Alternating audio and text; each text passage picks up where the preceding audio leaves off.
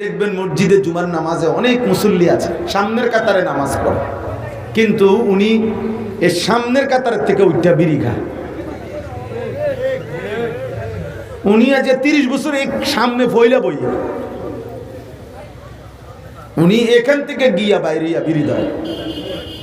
সামনের কাতারের মুসল্লি, উনি মসজিদ থেকে বের হয়েই চা দোকানে গিয়া নর্তকীর ছবি দেখবার জন্য নাটক সিনেমা দেখতে বসে। কি পরিমাণ অসভ্য, কত বড় অসভ্য মানুষ, কত বড় নিচু রুচির মানুষ।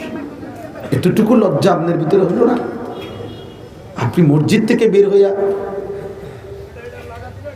নর্তকী দেখতে বসে গেলেন। ছি ছি ছি।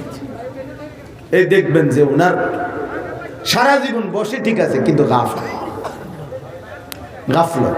ইমাম সাহেব ওয়াজ করে, উনি গার ফালাইয়া জুড়ায়। এই জন্য বরকত হয়।